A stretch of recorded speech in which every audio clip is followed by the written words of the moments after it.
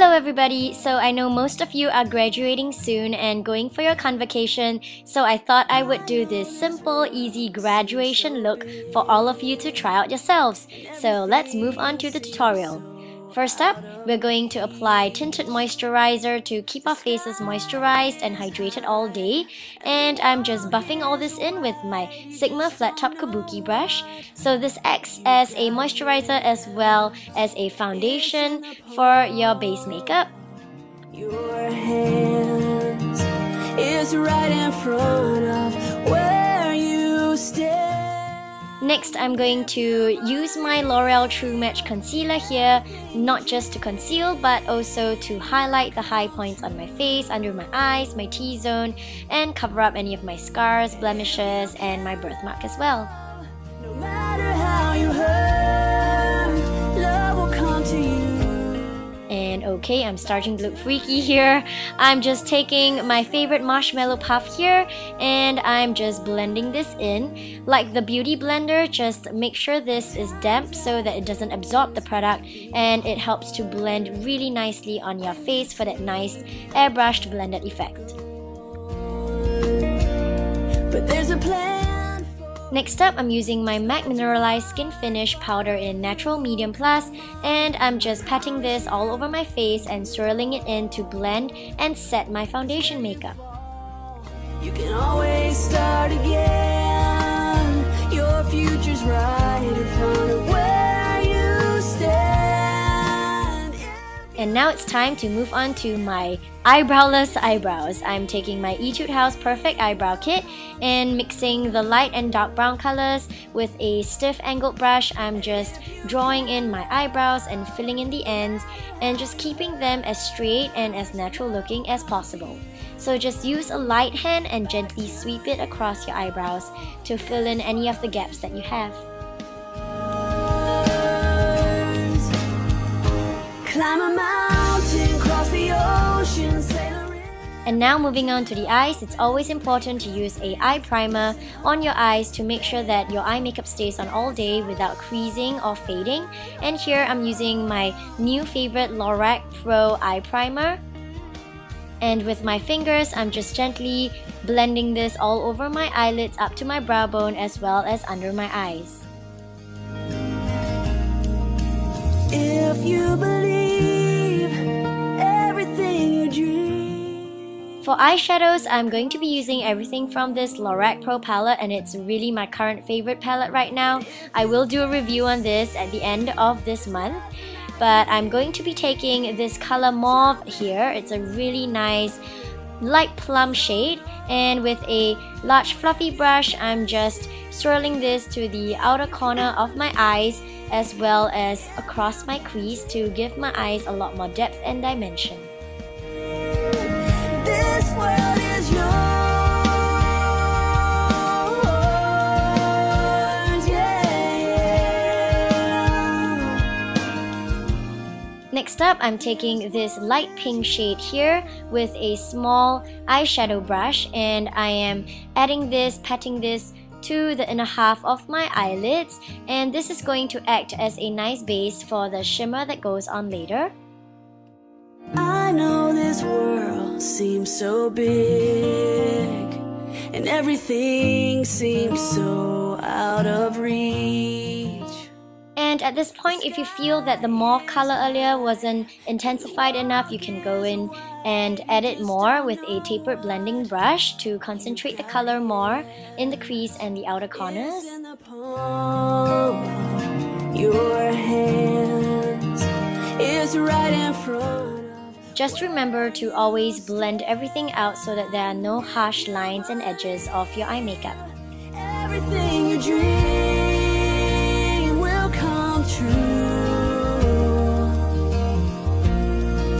And if you can love, no matter how. Moving on, I'm taking this really nice shimmery nude shade here with my fourth finger, and I'm using my finger to pat on the product to the inner center of my eyelids because this really helps to give the intense shimmery look that will really make your eyes pop in pictures.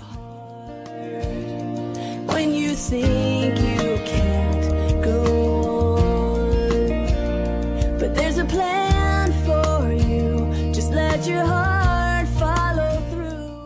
For that extra brightening effect, I'm just adding the same color to the inner corners and under my eye as well. You can always start again. Your future's right. For that really subtle smoky effect for your under eyes, I'm taking this light brown color here in Sable, and using a pencil brush, I'm just softly applying this under the outer half of my bottom eyelids.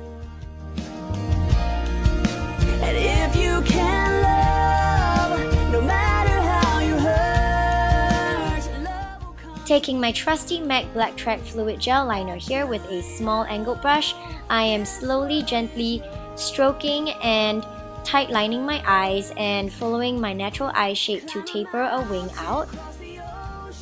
For graduation or convocation, you should really try to keep your eyeliner as thin as possible and not make it too thick and overly dramatic, because you just want to enhance your features on camera and make yourself look as natural as possible.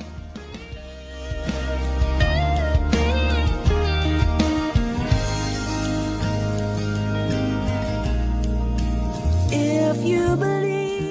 So now it's time to apply falsies, or you could skip this part if you have long eyelashes and you can just curl and put mascara, but I do not. So I'm going to go ahead and apply my falsies, and I'm going to show you how I usually do this since a lot of you requested.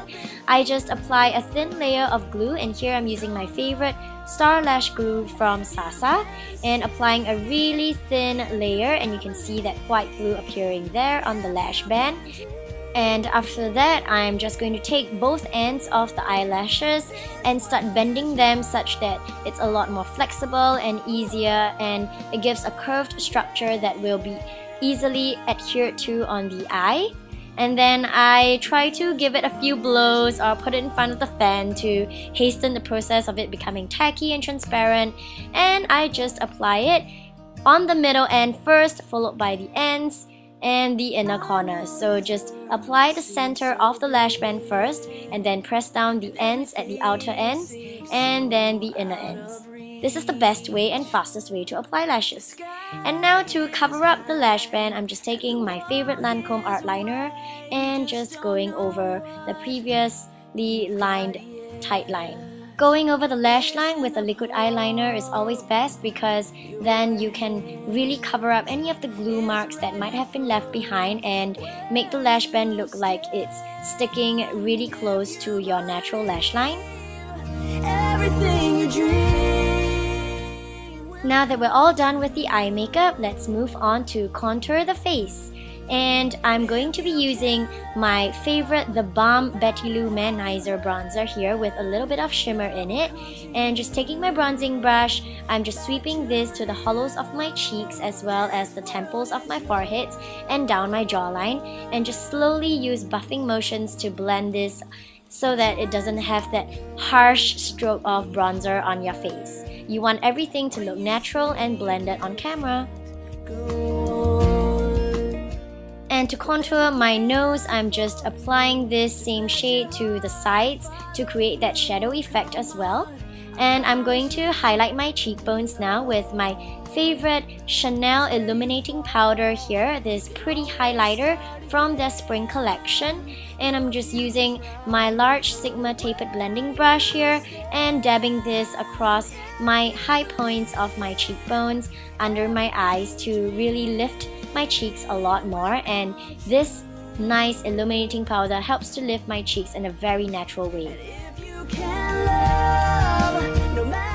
To give my face the extra glow, I'm just applying this same highlighter, whatever's left on the brush, to my forehead as well as down my nose.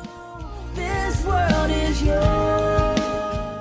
To make sure we blend everything nicely and there are no harsh lines, I'm just taking my clean powder brush here and just swirling this all over my face to make sure everything is blended.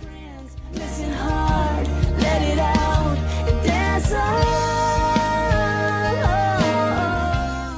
For the final step, we're moving on to the lips. I'm just taking my Victoria's Secret lip tint, and it's the Glossy Tint Lip Sheen in this really pretty coral color, and applying this all over my lips. And it's so easy to apply because it's like a huge crayon. I absolutely love this. It's color is so vibrant and nice, and it looks so natural on my lips. If you can see, there's nothing I can be. And this is the completed look. I hope you guys enjoyed this tutorial and try it out yourselves. Let me know if you're convocating soon. Good luck and congratulations on graduating. Bye!